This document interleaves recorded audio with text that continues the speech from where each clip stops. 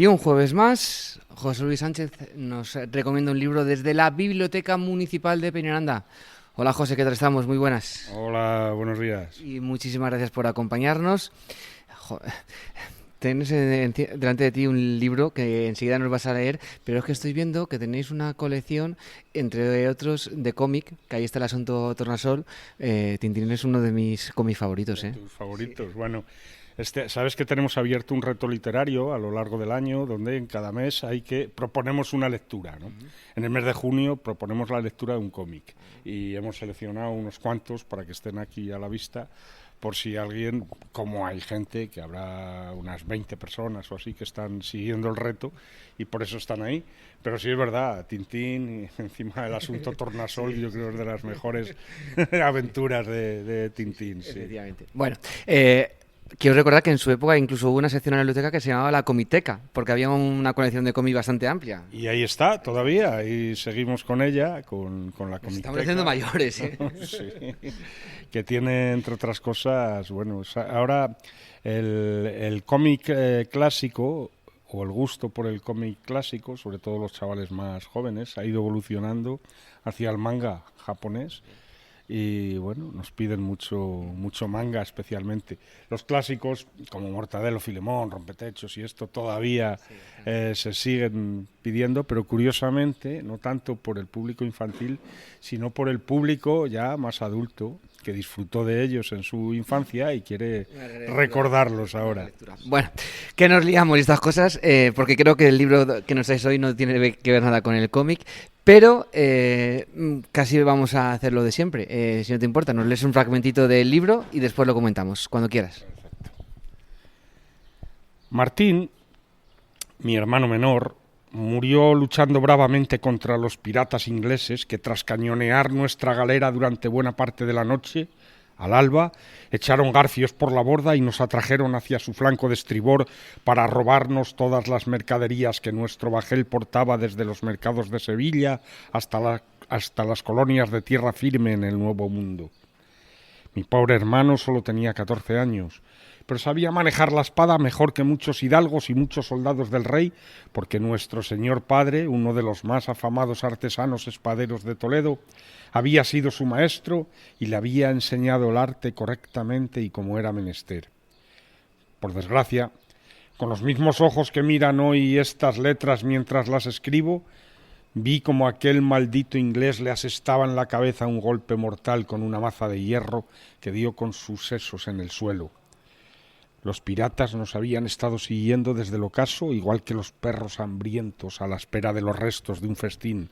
Sin embargo, aunque nuestra galera formaba parte de la gran flota anual conocida como los galeones, la que tenía por destino Cartagena de Indias, ninguna de las naos militares, la capitana y la almiranta, más otros 5 barcos de guerra artillados para la defensa de los bajeles mercantes, ninguna, digo, acudió en nuestro auxilio, desconociendo yo entonces la razón por la cual el general Sancho Pardo, al mando de la flota, nos abandonaba nuestra suerte de aquella manera tan vil.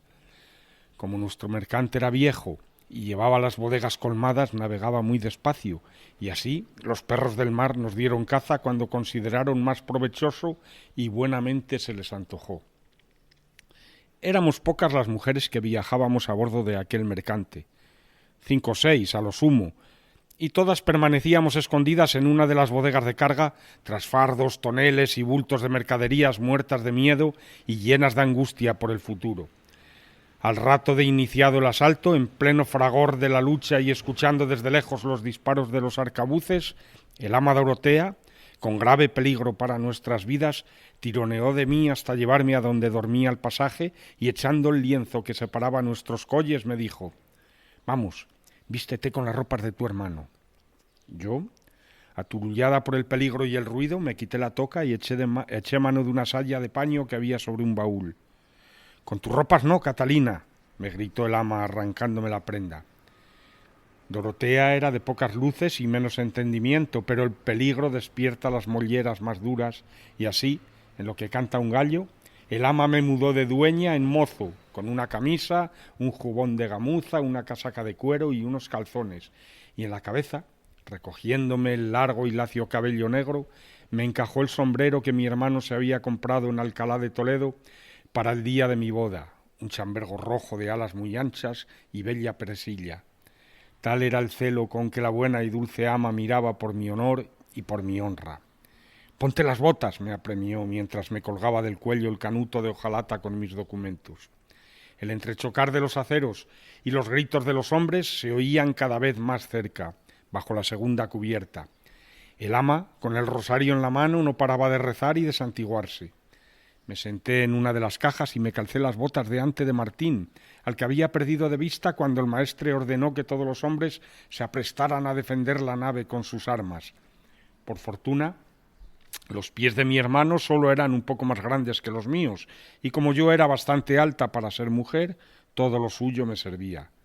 Y ahora vamos, me urgió Dorotea, ajustándome hábilmente un tahalí en cuya vaina habían fundado una de las 3 buenas espadas roperas hechas por mi señor padre, espadas que llevábamos como presentes para mi desconocido esposo, mi suegro y mi señor tío Hernando. «Quiero también una daga», exclamé, sofrenándola. «¿Y qué más desea vuestra merced? ¿Un arcabuz?», se desesperó.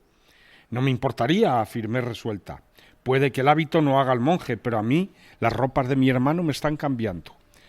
Durante mis 16 años de vida no había dejado de escuchar cuáles eran mis obligaciones como mujer y cómo debía comportarme para conseguir un buen marido. Y la verdad, ya estaba harta. «Quiero una daga para la mano izquierda». «Coja la dama su daga y vayámonos en buena hora. El Señor Jesucristo nos asista en esta desgracia. ¿Es que no ves que corremos un gran peligro?». Dorotea, agarrándome por el brazo, echó a correr hacia la popa de la nave entre los avíos y bastimentos que en gran cantidad sitiaban las camas del pasaje. No sabía hacia dónde se dirigía ni qué pretendía, pero no puse objeciones porque de momento todo estaba resultando muy divertido. «Ingleses a mí, que me los dejaran todos», pensé tentando mi espada, que allí estaba yo, Catalina Solís, natural de Toledo, hija huérfana y legítima de Pedro Solís y Jerónima Pascual, y desventuradamente esposa reciente por poderes de un tal Domingo Rodríguez, hijo de Pedro Rodríguez, socio de mi señor tío Hernando en el establecimiento de la tonería que ambos poseían en una isla del Caribe llamada Margarita. Usando la primera escalerilla que encontramos en el camino, ascendimos directamente hasta la tolda y justo cuando alcanzábamos el mamparo de la cámara del maestre, vi al maldito pirata inglés romper en 1000 pedazos la cabeza de mi hermano. Me quedé petrificada. La absurda diversión del momento había desaparecido. Parecióme que yo quedaba tan muerta y destrozada como mi pobre Martín. Botas inglesas y españolas pisoteaban los restos de su sangre, cabellos y sesos sobre la cubierta principal, pero para alejarme del horror, la mano de Dorotea tiró de mí con mayor fuerza. ¿Qué nos has leído, José? Pues mira, como veis, esta obra que he comenzado a leer para los oyentes, son los primeros compases de esta aventura, ¿no? No tiene nada que ver con la que leí el año pasado. Esta es una novela de aventuras que no te va a dejar respirar en ningún momento. Es la primera parte, el primer libro de una trilogía de Matilde Asensi que se titula La vida extraordinaria de Martín Ojo de Plata. Este pasaje que acabo de leer pertenece a la primera obra, como digo, que es Tierra firme. Estos primeros compases os pueden haber metido en situación de lo que está sucediendo aquí. Como esta chica de origen toledano embarca en la flota de Indias, o mejor dicho, escoltada por la flota de Indias, y navega hacia el mar Caribe, hacia la isla Margarita, donde ha contraído matrimonio por poderes con un socio de un tío carnal suyo, ¿no?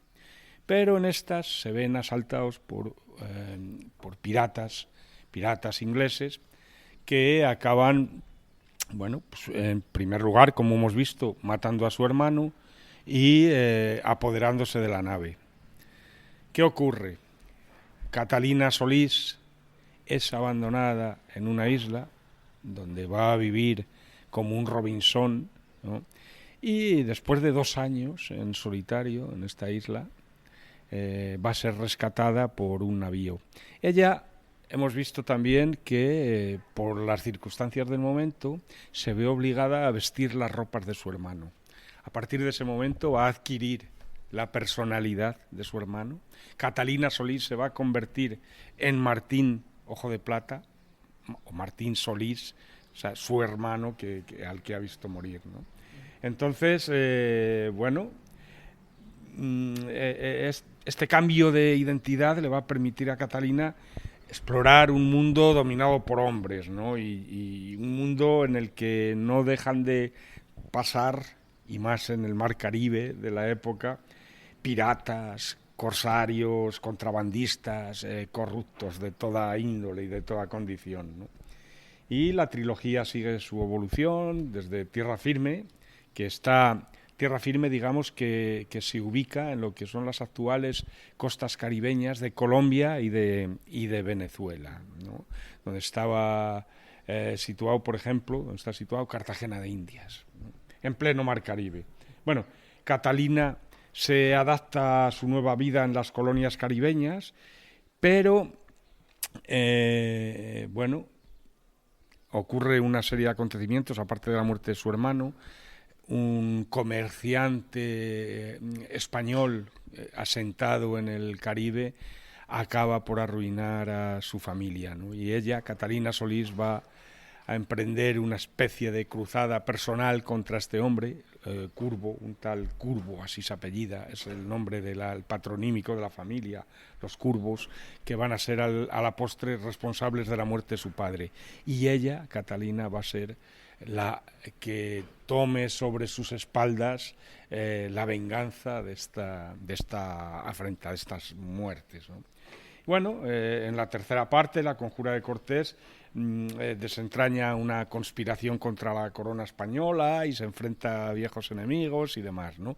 Pero se va a convertir, digamos, en una especie de pirata, de bucanera, ella también, al mando de algún navío, y vamos a vivir con ella en el Caribe sorprendentes aventuras bueno, y conocer esta mujer intrépida, arrojada y valiente, que ha transmutado su sexo para poder vivir digamos, en ambientes que no la pertenecerían en la época por su condición femenina, ¿no?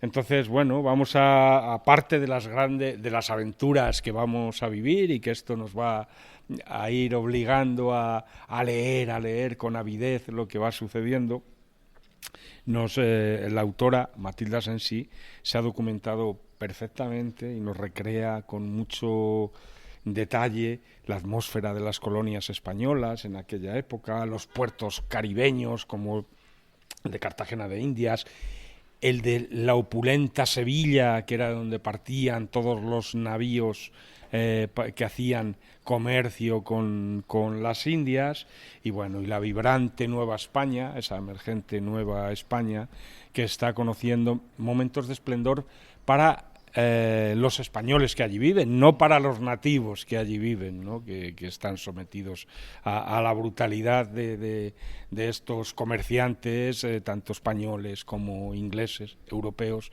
que tratan de arrebatarles sus tierras y sus posesiones, ¿no? Entonces, bueno, esta exhaustiva documentación histórica que ha trabajado Matilde Asensi es uno de los puntos fuertes de la obra, ¿no? Y es lo que la hace más atractiva, porque sumerge al lector en la vida cotidiana de aquella época, de finales del siglo XVI y por ahí, ¿no? También, como habrás visto, utiliza mucho el lenguaje de la época y mucho término marinero, mucha terminología marinera. Aparte, bueno, pues de otros asuntos, no solo marineros, sino de intrigas políticas que están basadas en hechos reales, y bueno, intrigas económicas también que se suceden en aquel momento que te digo de gran auge comercial entre España y las Indias. Entonces, bueno, pues una lectura que he elegido por lo que tiene de ligera, de entretenida y de veraniega, muy apta para este tiempo de verano, que además nos alegra el corazón y nos lleva a otros ambientes, otros paisajes, ambientes míticos, como aquel mar Caribe plagado, infestado de piratas, ¿no? Y bueno, pues solo imaginarnos qué puede hacer allí una mujer entre tanto pirata, pues ya nos seduce la propuesta. Y esto es lo que hoy os traigo para vuestro deleite, para vuestro disfrute. Sí, la verdad que sí. Otra hora más que tenemos que apuntar en nuestra relación de lecturas pendientes, y especialmente para verano ahora. Tierra firme, la vida extraordinaria de Martín Ojo de Plata, de Matilde Asensi. José, muchísimas gracias por todo. Hasta la próxima. Hasta la próxima. Muchas gracias a ti.